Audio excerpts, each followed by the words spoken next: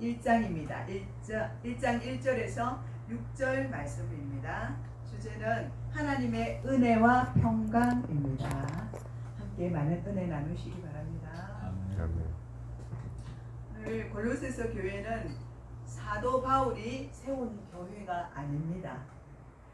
이 교회는 바울 사도가 에베소서에서 복음을 전도 사역을 할 때 그곳에서 복음을 듣고 회심한 에바브로가 골로새서로 돌아가서 세운 그런 교회입니다. 에바브라는 골로새서 사람으로서 바울이 에베소에서 복음을 전하는 동안 개종한 사람으로 우리는 추정하고 있습니다. 왜냐하면 사도 바울이 골로새를 방문한 적이 없음에도 사도 바울이 함께 된 종 사랑하는 에브라라고 부르는 것은 에바브라가 자신으로 인해 개종하였다는 사실, 그리고 사도행전은 바울이 에베소에서 사역한 결과를 아시아에 사는 자는 유대인이나 헬라인이나 다 주의 말씀을 듣더라 하고 사도행전 19장 10절에 기록하고 있기 때문입니다.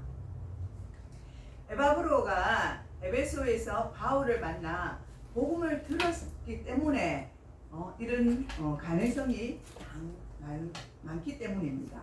들었을 가능성이 많습니다.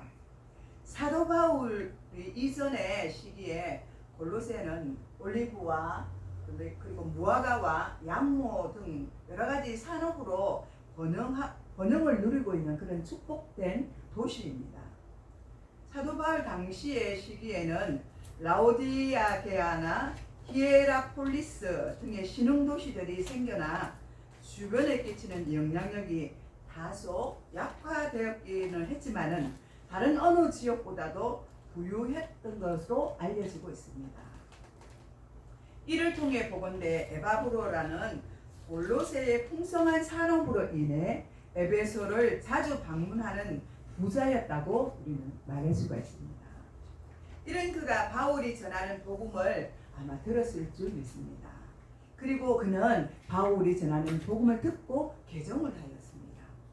그러나 그가 예수를 영접하고 난 후 한 일은 그는 가만히 있은 것이 아니라 자신이 예수를 믿었지만 가족들에게도 복음을 전하고 또 일가 친척들 그 주위에 있는 사람들에게까지도 복음을 전한 것으로 우리는 알고 있습니다. 왜냐하면 바울은 그가 그리스도의 신실한 일꾼이 되어라고 골로새서 1장 7절에 그렇게 말하고 있습니다.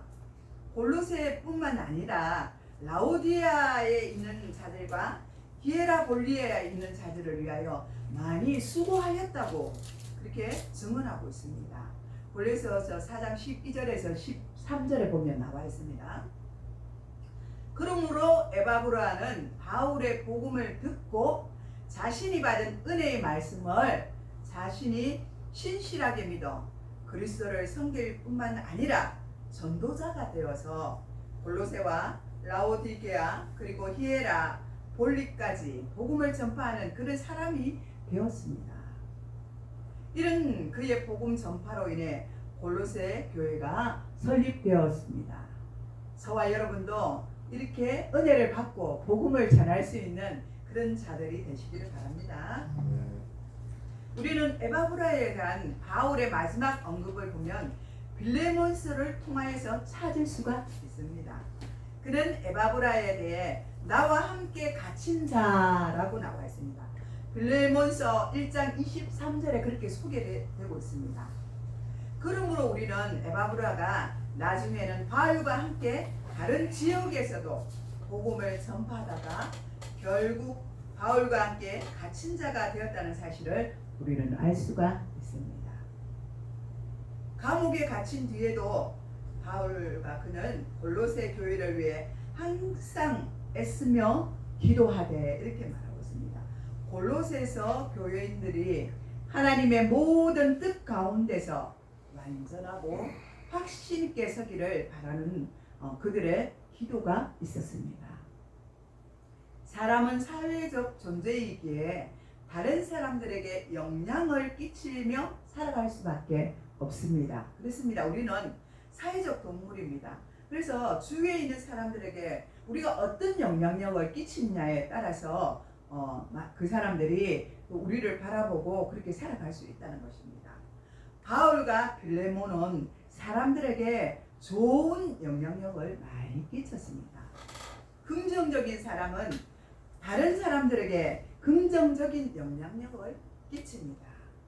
여러분은 지금 긍정의 사람입니까? 아니면 부정의 사람입니까?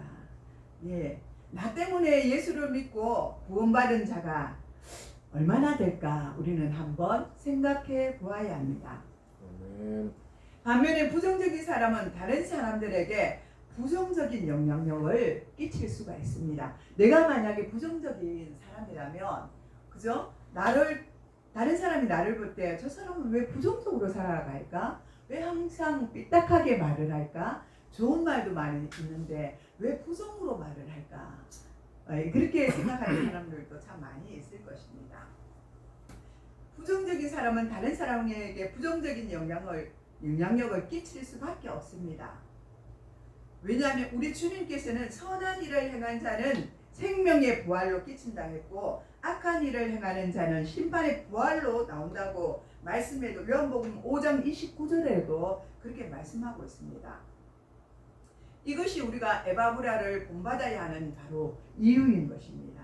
에바브라가 많이는 나오지는 않지만 그래도 바울이 인정하는 그런 사람이었습니다.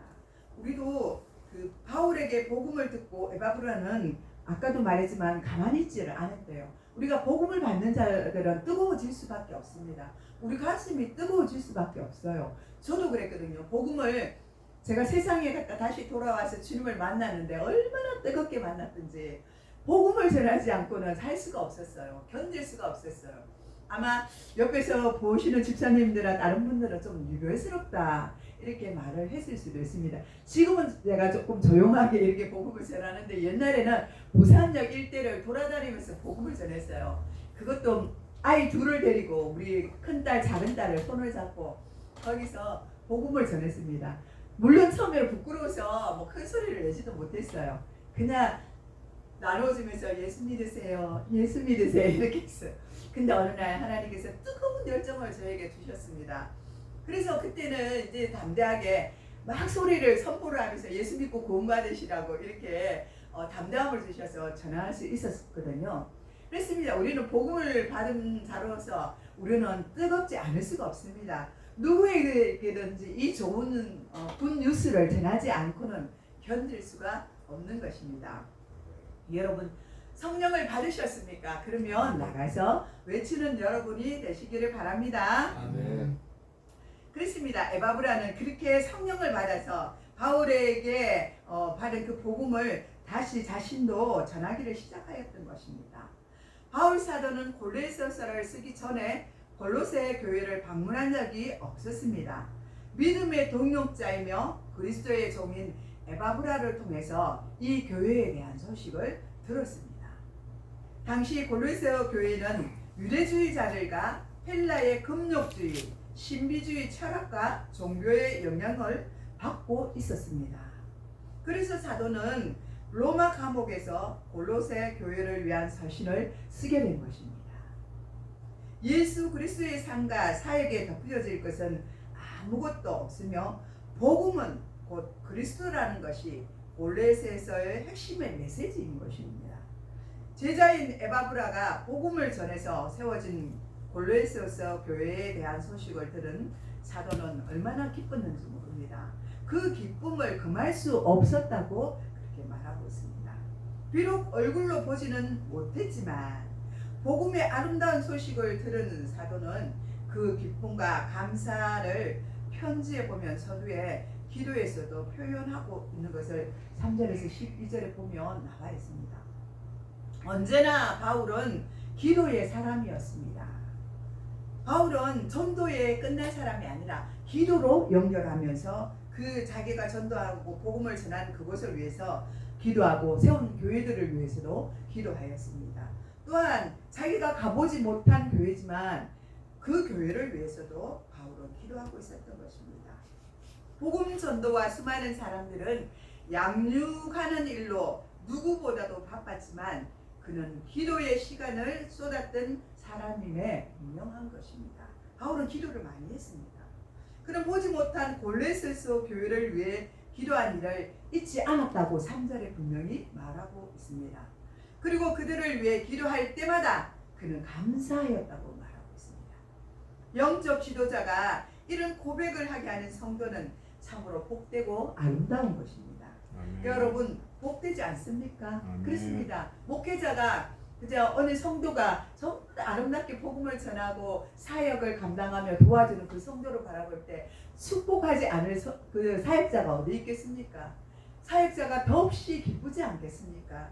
자기가 세운 그 전도자가 다시 복음을 전하고 교회를 세운다고 한번 생각해 보십시오. 얼마나 많은 기도와 후원을 해주고 싶지 않겠습니까? 그는 보지 못한 골로새 교회를 위해서 기도를 하였다고 말하고 있습니다. 그리고 그들을 위해 기도할 때마다 또 감사했습니다. 자기가 세운 그들이 정말 하나님의 말씀을 잘 증거하고 교회를 세워가는 것을 바라보면서 바울은 하나님께 감사하였습니다. 영적 지도자가 이런 고백을 하는 것은 참으로 복된 일입니다. 감사의 이유가 분명하지 않습니까? 바울이 감사하는 이유가 분명한 것입니다. 하나님 앞에 그들을 위해서 감사하며 기도했던 것들이 분명한 것입니다. 골로새 교인들이 가진 믿음과 사랑, 소망 4절에서 5절에 보면 그렇게 나와 있습니다. 4절에서 5절 그들의 믿음과 사랑과 소망이 있다고 말하고 있습니다. 이것들이 또 나아가서는 복음의 열매가 된다고 말하고 있습니다. 복음의 열매는 얼마나 중요한 것입니다. 이들은 복음을 듣고 은혜를 깨달은 날부터 열매가 맺혀지고 자라기 시작하였다고 6절에 말씀하고 있습니다. 6절 한번 다시 같이 읽어보겠습니다. 시작. 이 복음이 이미 너희에게 이름에 너희가 듣고 참으로 하나님의 은혜를 깨달은 날부터 너희 중에서와 같이 또한 온 천하에서도 열매를 맺어 자라는도다. 아멘. 이렇게 말씀하고 있습니다. 아멘. 그 열매는 지역에 국한되지 않았습니다. 온 천하에 열매를 맺었다고 그리고 자라났다고 말하고 있습니다. 그때 그 시간에 에바브로하고 사도 바울이 복음을 전한 그 열매를 그 시대에 그저 사역자들이 복음을 전했지 않습니다. 그러니까 그 복음의 열매가 그저 온 세상에 전하게 되어서 오늘날 우리도 그 복음을 받아들였다는 것입니다. 그리고 그날부터 그들은 기도를 그치지 않았다고 9절에도 뒤에 9절에 보면 또 나와 있습니다. 9절에 한번 다시 같이 읽겠습니다. 시작. 이로써 우리도 듣는 날부터 너희를 위하여 기도하기를 그치지 아니하고 구하노니 너희로 하여금 모든 신령한 지혜와 총명에 하나님의 뜻을 이루는 것으로 채우게 하시고. 할렐루야. 네, 그렇게 9절에도 나와 있습니다. 저와 여러분도 끝까지 기도하시는 그런 여러분과 저와 되시기를 바랍니다.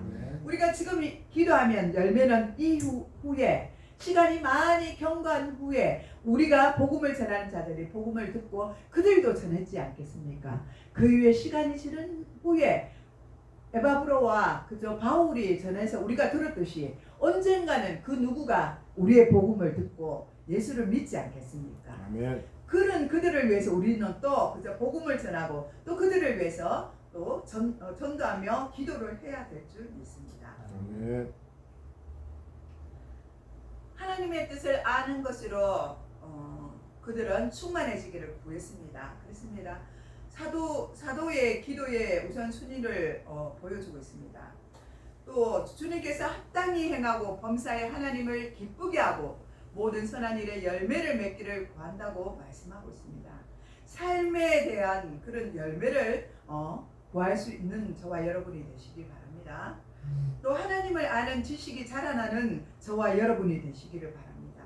하나님을 아는 지식은 성도로 하여금 능히 모든 상황을 기쁨으로 견디게 한다고 그렇게 말씀하고 있습니다. 하나님을 아는 백성은 강하여서 용맹성을 발휘할 수도 있습니다. 다니엘서 11장 32절에 보면 그렇게 말씀하고 있습니다. 그가 또 언약을 배반하고 악행하는 자를 속임수로 타락시킬 것이나 오직 자기의 하나님을 아는 백성은 강하여 용맹을 떨치느니라. 이렇게 다니엘서 11장 32절에도 말씀하고 있습니다. 우리가 받을 자격이 없는 자들에게 성도의 기업을 얻게 하신 하나님께 우리는 감사가 넘치기를 우리는 구해야 할 줄 믿습니다. 아멘. 그래서 바울은 다시 구원의 은혜를 놀랍게 선포하고 있는 것입니다. 그가 우리를 흑암의 권세에서 건져내사 그의 사랑의 아들의 나라로 옮기셨으니 그 아들 안에서 우리가 속량 곧 제사함을 얻었도다 하고 13절에서 뒤에 보면 14절에도 말씀하고 있는 것입니다. 이제 바울은 본론으로 들어가 보면 예수 그리스도가 모든 창조와 구원의 능력자이심을 말씀하고 있는 것입니다. 아멘. 그리스도는 모든 피조물보다 먼저 계신 하나님이십니다. 아멘. 창조의 하나님 곧 창조주이십니다. 그리고 교회의 머리가 되십니다. 아멘. 성부 하나님께서는 성육신하신 예수님 안에 모든 충만함이 거하게 하셨다고 말씀하고 있습니다. 그리스도 예수는 십자가의 죽으심으로 그의 피로써 만물을 합평하게 하시고 또 그것으로 인해서 기뻐한다고 말씀하고 있습니다. 우리가 복음을 전하고 열매를 맺으면 하나님은 얼마나 기뻐하시겠습니까? 또 그 당시에 바울과 에바브로가 맺은 그 열매들이 바로 골로새 교인이라는 사실입니다. 오늘 저와 여러분이 맺는 열매는 어떤 열매일까요? 한번 생각해 봐야 합니다. 비록 우리가 지금은 열매를 맺지 못하고 있어도 그 열매가 보이지 않고 실망이 되었지라도 에바브로와 그저 바울처럼 언젠가는 그저 그 시대를 넘어서서 언젠가 시간이 흘러서 우리가 전한 복음을 전하는 자들이 우리 지금은 알 수는 없지만 그들이 그저 복음을 듣고 또 예수 그리스도를 믿고 그저 하나님의 자녀로 열매를 맺고 살아간다는 사실을 믿으시기 바랍니다. 아멘. 이들은 전에는 악한 행실로 하나님과 원수가 되었던 사람들이었습니다. 그리스도의 중심으로 하나님과 화목하게 되었습니다. 그러나 거룩하고 또 흠이 없게 되었고 책망할 것이 없는 자로 하나님 앞에 세워진 존재가 되었다고 말씀하고 있습니다. 우리도 이전에는 주님을 몰라서 악행을 저지르고 예수님과 원수가 되었을 때도 있었습니다. 그러나 이제는 주님을 만난 자로서 믿음으로 온전케 살아가게 된 줄을 믿습니다. 이 말뜻은 골로새 교인들이 믿음에 거하고 그 터 위에 굳게 서서 그들이 들은 복음의 소망에 흔들리지 않을 때 이런 일들이 일어난다고 23절에도 말씀하고 있습니다. 아멘. 우리도 복음에 흔들리지 않는 성도들이 되시기를 간절히 바랍니다. 아멘.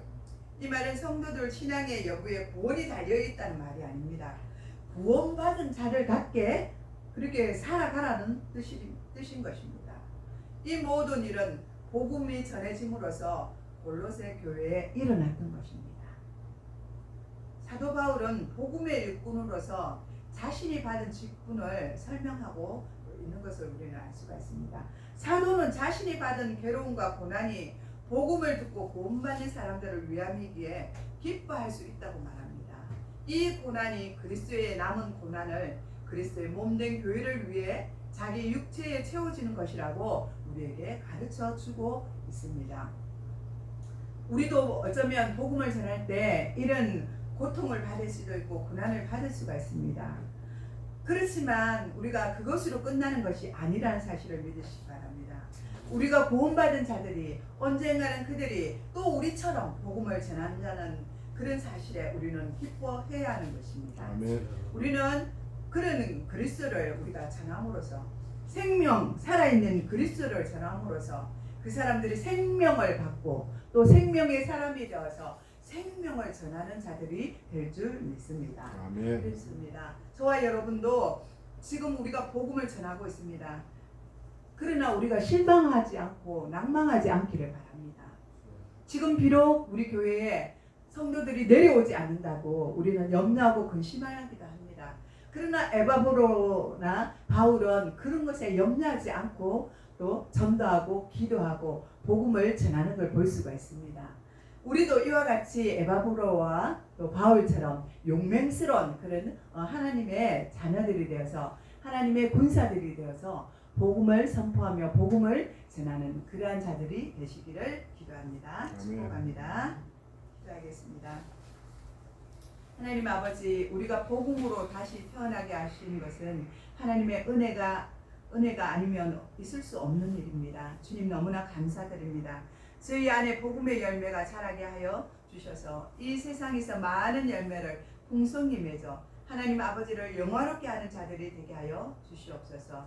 오직 그리스도만이 저희 삶의 중심이 되고 또 목적이 되며 또 이유가 될 수 있도록 주님 은혜를 베풀어 주시옵소서.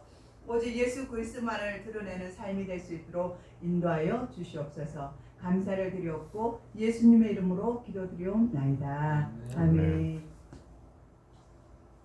251장 찬양